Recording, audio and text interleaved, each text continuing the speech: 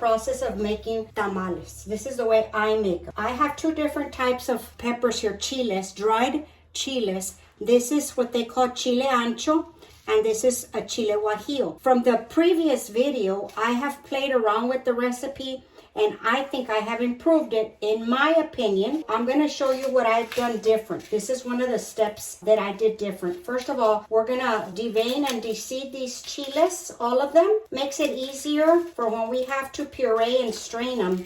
It just makes it easier. So let's get all these seeds out of here. So what I do to help me take out the seeds, I just open them. And there we go. Take all the veins and the seeds out. Just like that. Okay? So we're going to do the same thing with this one. This one, I kind of cut it open on the side here because the stem is kind of hard to take off. You kind of have to work around it. Okay. See all those seeds? If you miss a couple, it's no big deal. We're going to strain them anyway. Okay, let me finish with this and we'll proceed to the next step.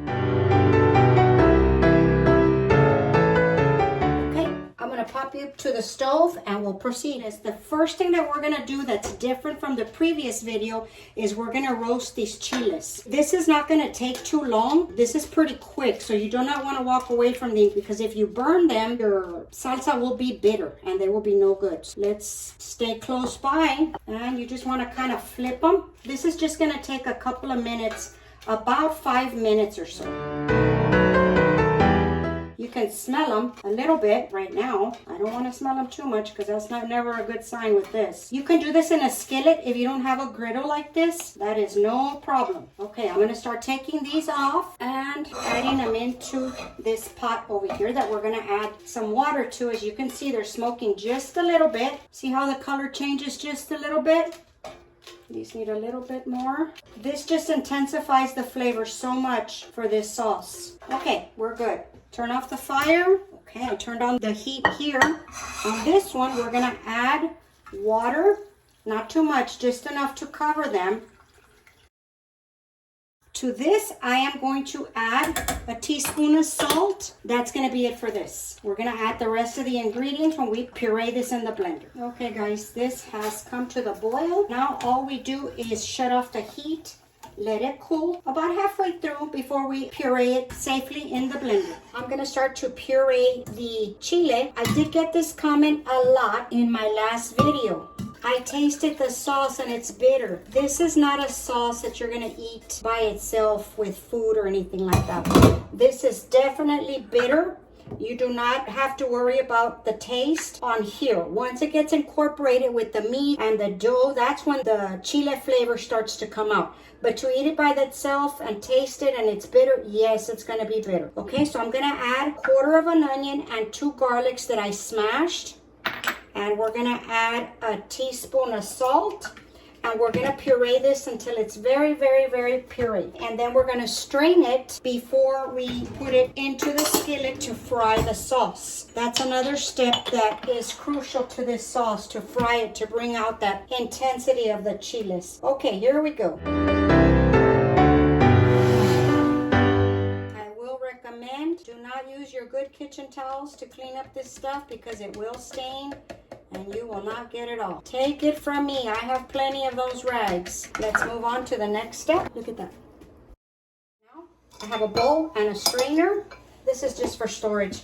I'm going to strain it first before we fry it up. You'll be surprised how much skin still doesn't, I guess dissolve is the word. So I just kind of run it through. Okay, I think that's everything. You see what's left are the skins and a cup and a few seeds. Really, you don't want this. You don't have to do this step. I know a lot of people don't do this step. I personally don't like the texture that this gives to my dough. The meat, it doesn't matter, but the dough, I think I just don't like it, so I don't use it. I'm going to take this out and just throw it away. Let's go ahead and start frying this up. I am going to fry up the sauce. I already have some oil. I just use the same pot that we boiled our red chiles in. And as you can hear, it's bubbling a little bit.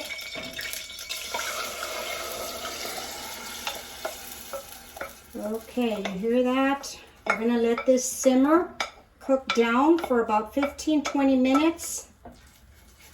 Okay, this sauce is now simmering. I'm gonna reduce it by 1/4 and then I'm gonna shut it off and cool completely. We will move on to the next step. I'm gonna store my red chili sauce in this glass container. I don't recommend you using plastic because this stuff stains everything.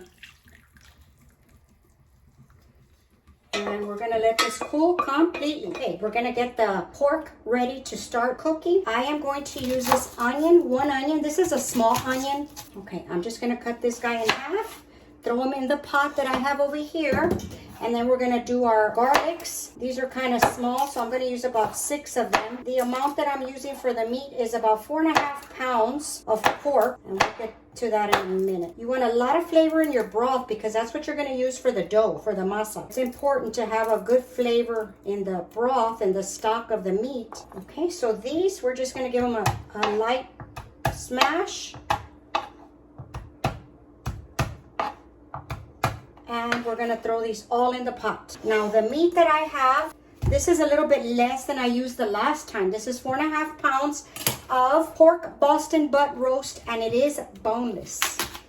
So we're gonna cut this into smaller portions. You don't have to, you can just drop it all in there. This one's still a little bit frozen, but that does not matter. That will not hurt it. I'm just gonna cut it into smaller sections. Like I said, it's still a little bit frozen because I had it in the freezer. I took it out a day ago and put it in the refrigerator.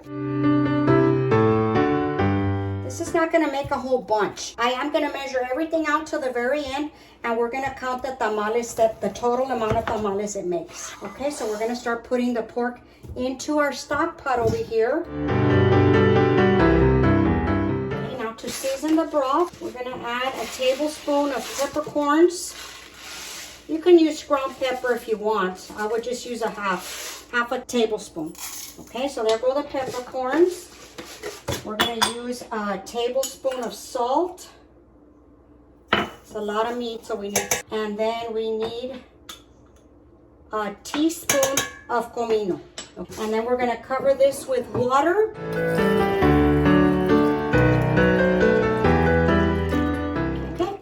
Y'all over to the stove and we'll get this going. I have the meat on the stove with everything in it already. Turned on the heat. I'm gonna cover this, wait for it to start to boil, and then we're gonna skim off the foam that comes off the top. And after that, you're gonna cook it for about 1.5 to 2 hours, up until the point where you can shred it real easily with the fork. This is gonna be a while, so we'll be back when we get to that point. This thing has been boiling for just a little bit. And it doesn't seem like we're gonna have a whole lot of foam here to skim off. But if you do, just make sure and skim it off. Probably gonna take about 1.5 to 2 hours more likely. So I will be back in a bit. All right, it is time to drain this broth. So the first thing I'm gonna do is I'm gonna take the meat out and we're gonna put it in this bowl. Now we're just gonna strain this. Whatever doesn't fit, I'll just put it in another bowl.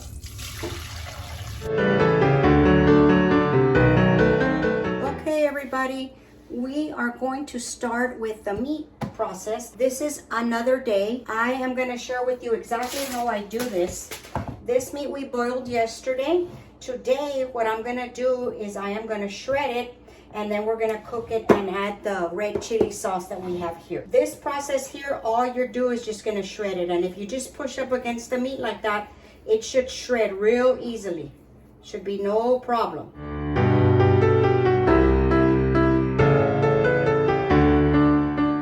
I have the shredded meat here in the pot that I finished cooking it in. I'm gonna bring the heat up a little bit. I know this doesn't look very appealing right now because it's cold, it's shredded, and it's still like nothing in here. We're gonna cook this down. We're gonna add some of the stock that we had from cooking the meat yesterday, and we are gonna add some of the red chili sauce that we pureed yesterday. I'll take you into steps. First, we're gonna add the spices to this because we need to season up the meat. We are gonna add salt, pepper, and cumin, ground cumin.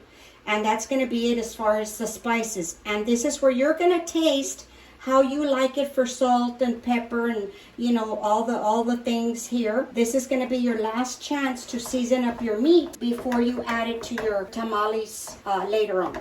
So you need to pay attention to seasoning your product well here. Okay, so as soon as this warms up a little bit, I'm going to add some of the stock and I'll be right back. All right, I'm going to start adding in the stock. I'm going to pour in about 1.5 cups of the stock to start. And if you see big chunks of the meat, just break it apart with your spoon. It shouldn't be very hard to break it apart. Okay, I'm going to add some more broth. It's always best to add a little bit at a time so that you don't overdo it, because you don't want this watery. We do need to have this a little firm so that it doesn't fall out of our tamales. And I'm just breaking up the chunks as I go. Okay, I'm gonna add in my spices. A teaspoon of comino, 1.5 teaspoons of salt, and some pepper. That's about 1 teaspoon of pepper, ground pepper. We're going to give this a mix. Okay, I'm going to add in the red chili sauce. I'm going to add 1 cup at a time.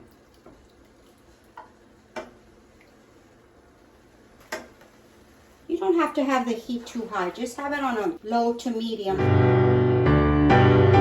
Okay, now we add the rest of it. So that's 2 cups, and that should do it. Gives it some good flavor. I'm going to cover this, put the fire real low, and I'm going to let it simmer for about 20 minutes. Okay, this has been sitting here simmering for about 20 minutes. I am going to shut this off, take it off the fire, and let it cool, and we're going to move on to the next step. Okay, we've gotten to the, sorry about the light guys. We have gotten to the dough part of the recipe. We're going to get to the ingredients and I'm just going to talk about them for just a little bit before we start mixing it, okay? So here we go. I'm going to bring you on down. I have my fresh masa right here. See if you can see that.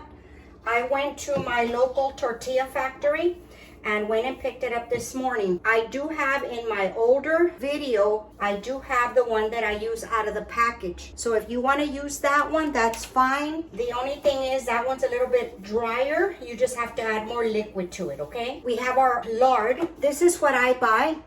These come in 1 pound cubes. So I melted it, just not all the way, just to make it creamy, just for easy distribution, okay?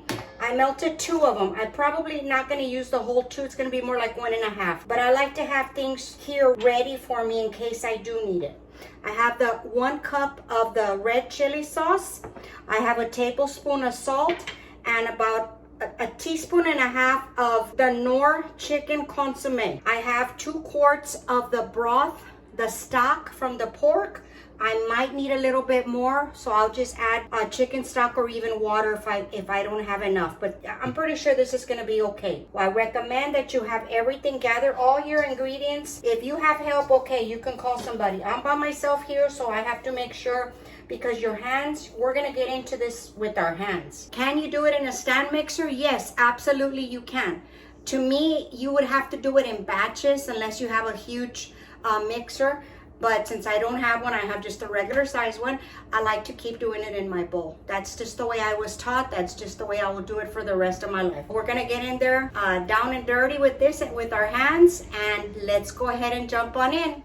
Okay, I hope you can see it right there. I am going to go ahead and add in my salt, my consomme. It doesn't really matter when you add it. Some people add it at the end, some people at the beginning. It just doesn't matter when you add it, as long as you add it. I am going to start with half of this lard.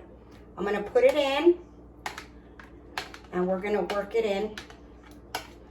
Might have been a little bit more than half.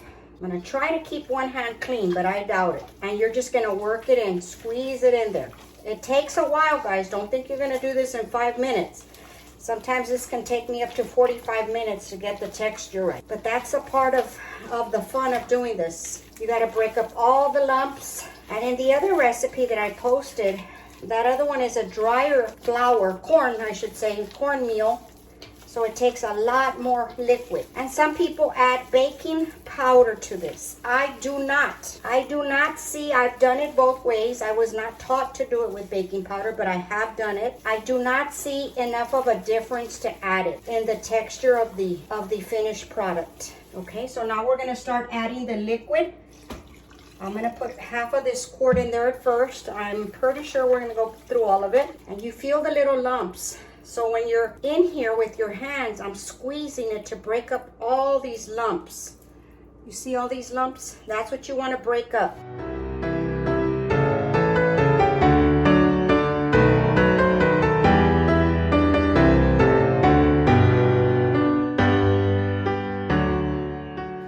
Guys, I stopped right now just to grab me a spatula so that I could stop and show you that I am gonna add the rest of the lard.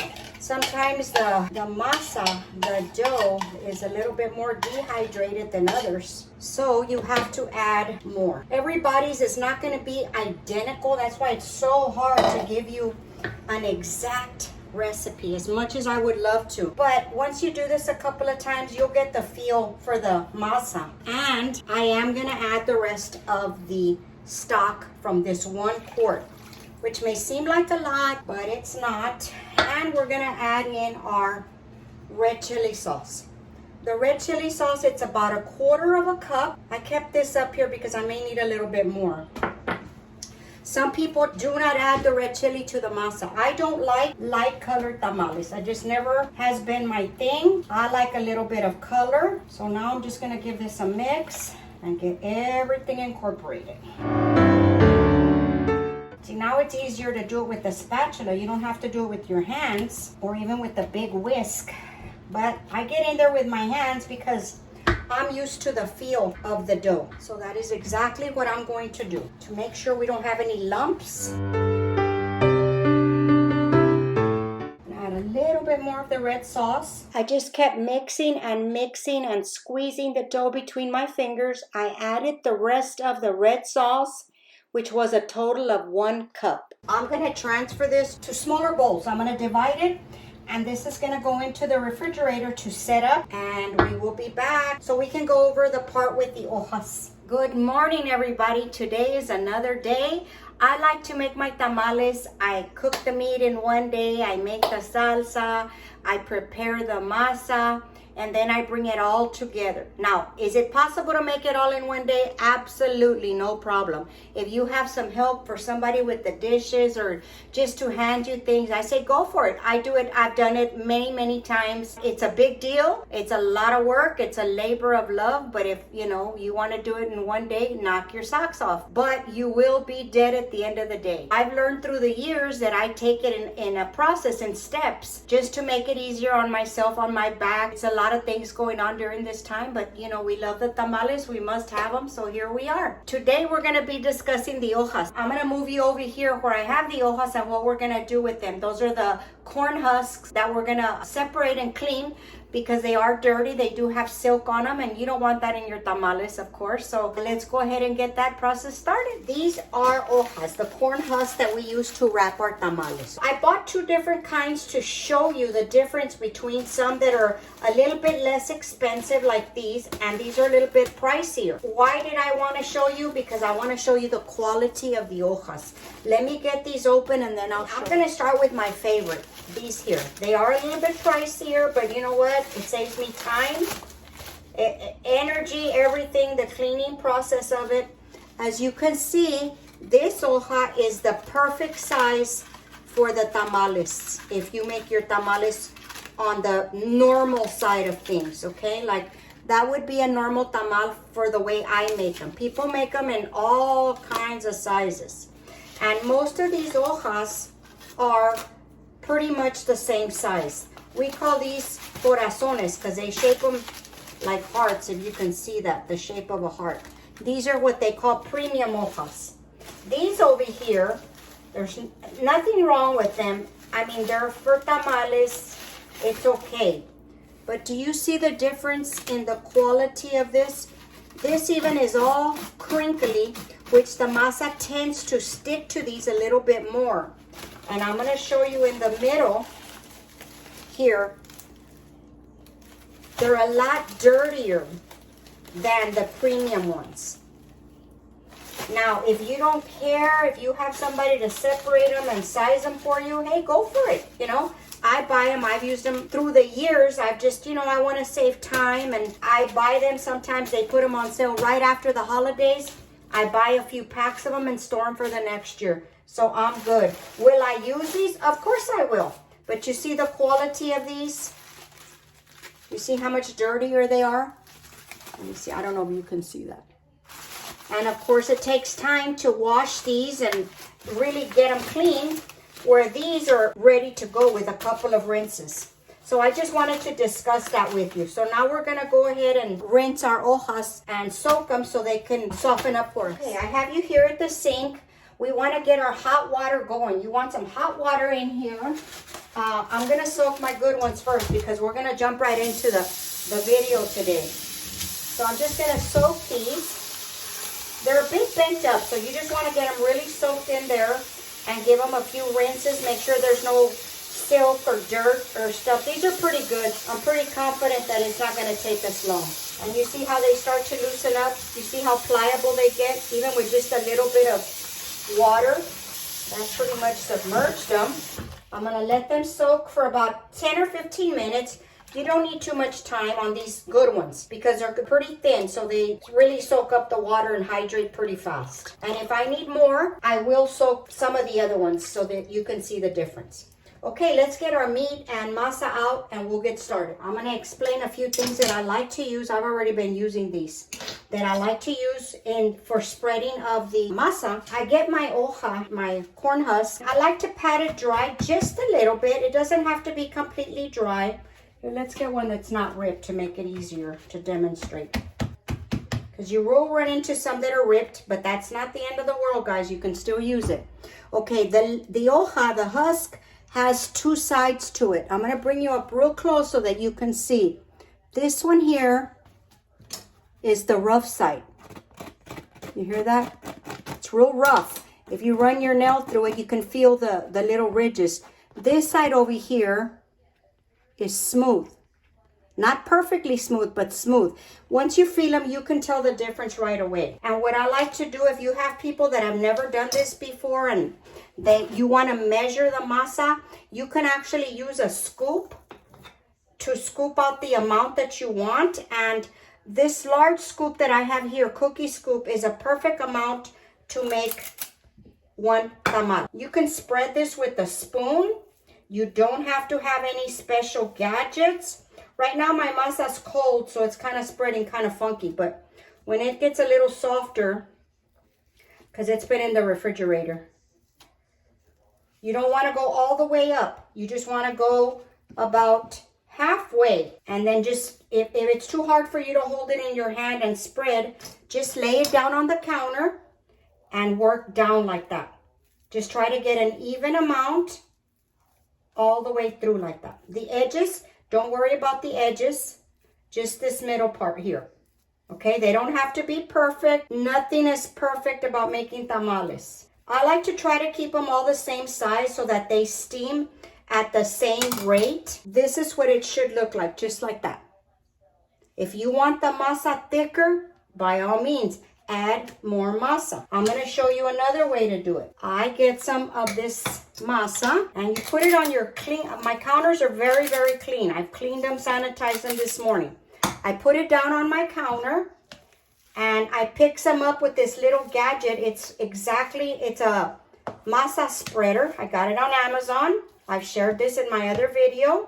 I will link everything for you down below. You just pick some up, find your smooth side, place it where you're going to place it, about halfway through, and press down. Don't press too hard. Oops. And that's it. You just pick up the rest of it. And that's it. See how pretty that does it? I love this tool because it's so fast. You can use an offset spatula. I didn't let these drip too well.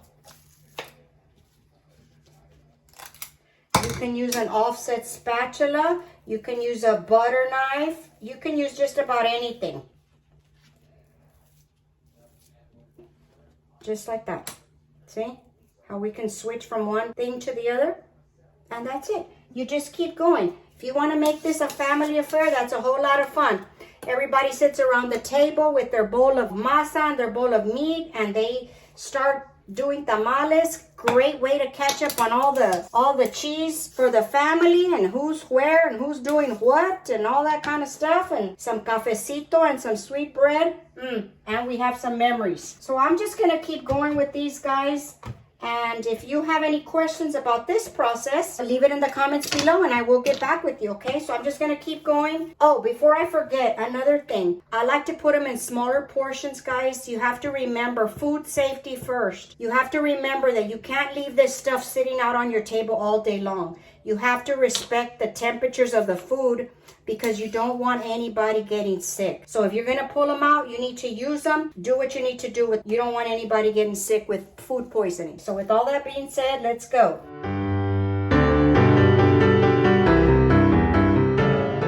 All right, we're gonna move on to stuffing our tamales.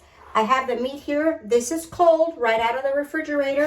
I just have me a tray here so that I can make it easy for me to move them around if I need to move them.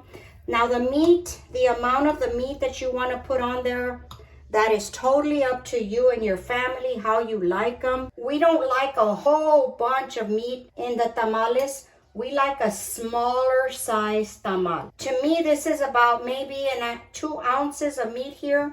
Let me show you that. Okay? We make our tamales on the smaller side. So then I just roll it and I take the back side where it naturally bends, where the masa is, flip it over, and this is the size of the tamal as you use my hand as a reference. And then I just start piling them up over here, and this goes pretty quick.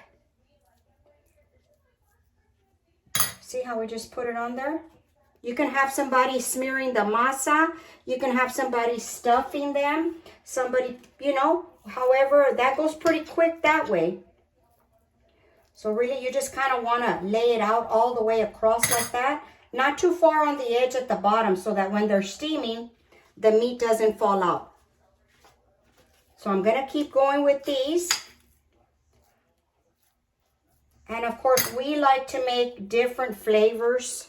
I like to make beans with jalapenos, beans with cheese, just chicken, all kinds of flavors. But you see how I don't overstuff it. Now, if you want to overstuff it, by all means. It's your kitchen, it's your tamal, do what you want to. Okay, just like that. This part goes pretty quick. This is a pretty big hoja.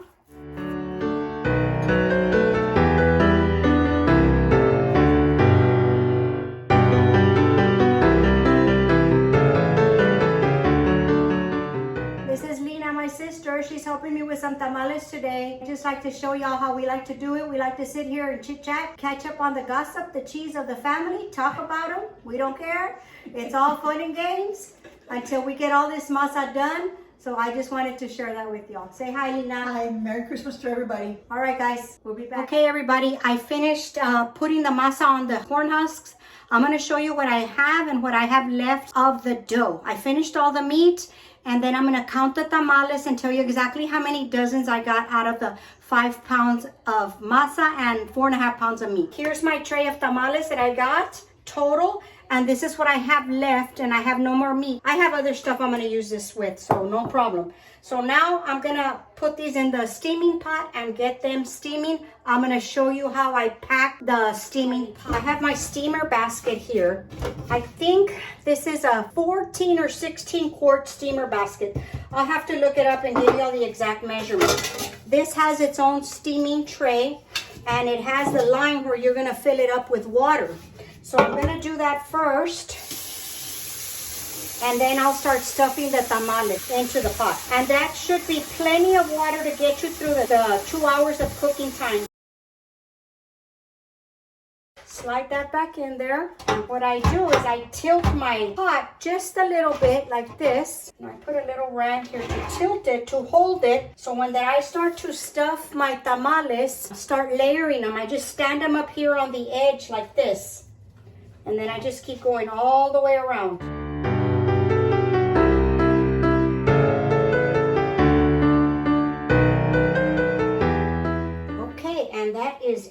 did not have enough room for all of these, but that's okay. I'm gonna use another separate pot for that. I do not like to overstuff my pots because I like for the cooking time to be pretty even. And I already gauged it to, I know exactly when this is gonna cook in 2 hours, and I'm ready. I just get another steaming pot and do the rest of them. I'm gonna cover this with some leaves here on top, and then I put a clean cloth. Let me show you. Okay, I'm gonna cover this with all the scrap leaves that I had left over. I'm gonna cover them like that. Just put them on top. Don't have to be no certain pattern or nothing. This helps retain the steam. And then I get a clean dishcloth and wet it real good. Put that on top as well, just like that. Cover it with the lid, and I'm gonna transfer you to the stove. All right, here we go. Here's the first pot. I'm gonna turn it up to high heat until I hear it start to boil. For me, it starts to boil within about 15 minutes, and then from there I count the 2 hours. So from the minute you hear it boiling, that's when you start timing the 2 hours. So, and then I will see you in a little bit when we pull one out, and I will show you how to test them to make sure that they are ready. I will be back in a little bit, and we will check the tamales. That's it. Go catch up with my sister. We're gonna have some cafecito with some sweet bread, some pan de dulce, and catch up on the gossip. Okay, we'll be back. See you in a couple of hours. Okay, I'm gonna show you how I freezer bag my tamales. Real simple. I just write on my bag, I pre-cut them or order them this size. I just put pork tamales, the date, and how many I'm gonna put in there, and I stuff them in there, and that is it. You can keep these. I have kept these a whole year, and when you take them out and put them in the steamer, they're like if you just made them. They are delicious. You can have tamales all year long. Now these are raw. I have not steamed them yet. See how perfectly well they fit, and then I just seal them. Make sure they're all in there nice. And there you go. You're ready for any time during the year that you want some tamales. I guess I should put down here raw so I know that they're raw. Pop them in the deep freeze and you're good. Okay. It is time. It has been 2 hours. I'm going to uncover this, and I'm going to pull out a couple of tamales, and I'm going to show you what you may experience when you open it. Be very careful. This is very hot. I keep a plate here so that I can put in the towel that I used, and the hojas, the leaves, the husks. Take it all out. Probably still hear that water bubbling, steaming. Look at that. Delish. Okay, I'm going to pull a couple out of here, and I'm going to set them on this cutting board that I have because we are going to check them.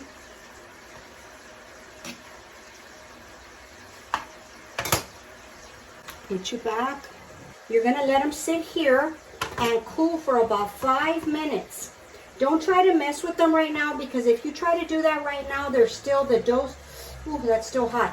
It's still going to look sticky, like if they're not cooked, kind of like it is right there. You need to leave it alone and let it set.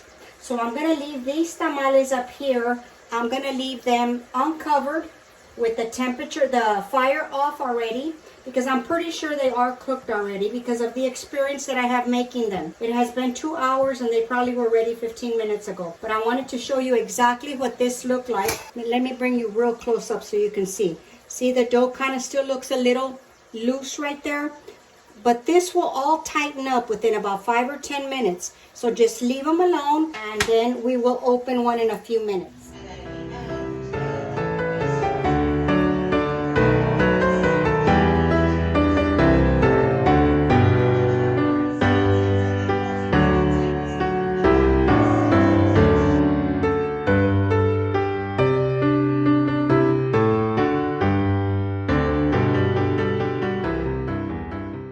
This one is ready.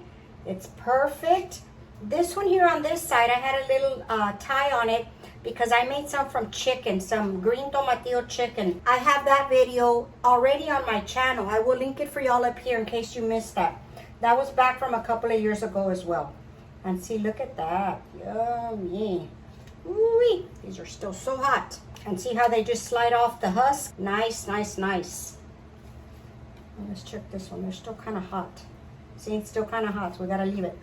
I did get 8 dozen tamales, plus I had a little bit, like a 1/4 pound of masa left. And I just wanted to throw that in there, let you know how many I made. Of course, it'll be less or more for you depending on what size you make them, but that's what I got. Alrighty, everybody, that's gonna conclude the video for today. I hope that I was able to help you and maybe picking up some tips and tricks for your tamal making season. If you have any questions at all, please leave it in the comments. I will always get back to you there. I will have the link to the written recipe for the tamales up on my Etsy store. Just look for the link down below. If you decide to purchase it, I really do appreciate it. It really helps out my channel a whole bunch. If not, just follow along with the video. I give you step-by-step instructions, and it should be very easy to write it down. Okay, let's go ahead and give this tamal a taste. I'm not gonna lie, I've already had like 2. These are the tamales, the pork tamales. They are delicious. They're scrumptious.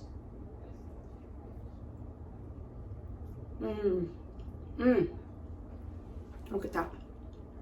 That 2 thumbs up with that one. I just need my salsita. They're so good, guys. Believe me, this recipe has gone through some research, some practice, some you name it, all of the above. And I've been making tamales for a very, very, very long time. So this was the easiest way that I could show you how to make tamales from scratch. I mean, starting from the get-go. I really hope that this helps you. Enjoy the process, guys. Don't get in a hurry. Call in the cousins and the sisters and the aunts and the brothers, and sit down at the table and enjoy the time that you have together. Tomorrow's guaranteed to none of us. Enjoy the process. Have fun. Have laughs. Have a couple of beers in the process. Why not? Okay, guys, that's gonna be it. And I want to wish you a very Merry Christmas to you and your whole family. I'll talk to y'all later.